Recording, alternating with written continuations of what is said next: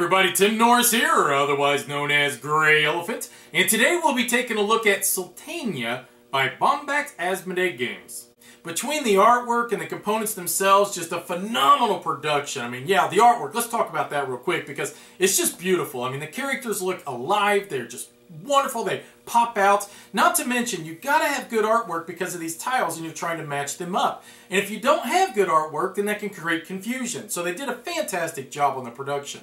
And I heard people complain and saying they felt like this game was almost a bit more overproduced because of these awesome looking genies. And I'm sorry, I don't agree in the slightest. I think these genies look great and they're just a product of the game. And I'd rather have an overproduced game than an underproduced game any day of the week.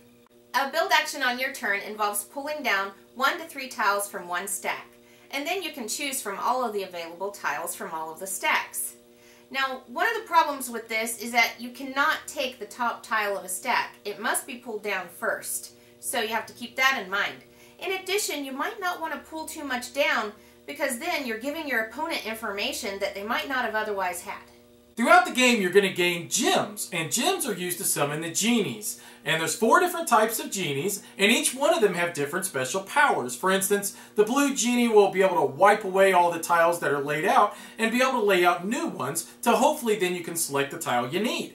The yellow genie will allow you to select a tile from the entire stack, so then you will definitely get the tile that you want. But each one of them have different costs.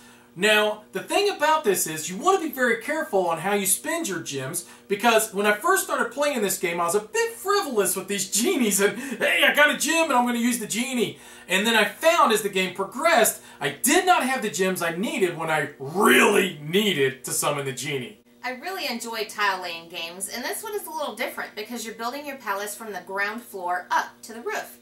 And there's little touches on the tiles that I always enjoy, like little monkeys and cats.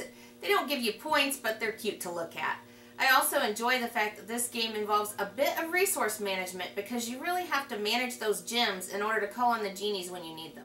Each player will be dealt a player board at the beginning of the game, and at the bottom of the player board there are 4 circles with icons inside of them. Now each of those icons will be scoring points for you that range from 1 to 6. And some of these icons require 3 tiles to be placed together for you to be able to score points. Now, the trick here is that your opponents will probably have the exact same icons that you need. So this is a race to see who can get the right tiles in their palace first, and timing is crucial. Each player has 2 secret objectives, which might involve getting certain structures in your palace in a row or in a column, or it might be what you have in front of you at the end of the game, such as genies or gems. This can get kind of tricky because your opponents might guess what your objectives are and try to sabotage you. All around, I like this game. In fact, I like it a lot.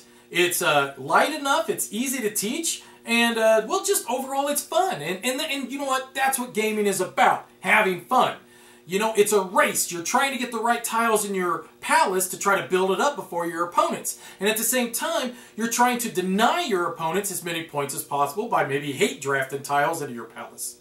And just when you think you can't do anything and you're stuck, bam! Call upon a genie and it can always get you out in a pinch. I've already taught this game to my friends and one of them already ran out and bought a copy for themselves. So, hey, that tells you something right there.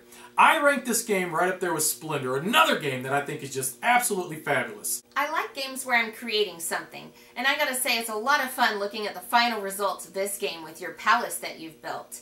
We've played with 2 and with 4 players, and it changes a bit because with 2 players you really don't want to leave tiles that your opponent can use as it's going to directly impact the final scoring. But I found I was surprised that with 4 players I didn't feel like the game was dragging out too much or that I had too much downtime. And even though the game is very easy to learn, the complexity seems to change based on your opponents, so overall it's a really great game for a variety of players. Thank you for watching this review. Now if you'd like to see more of the game, check out our live play where my husband and I play head-to-head in real time. Griffin Gaming, from new releases to pre-orders. Griffin Gaming. Enter in promo code GreyElephant for 5% off your order.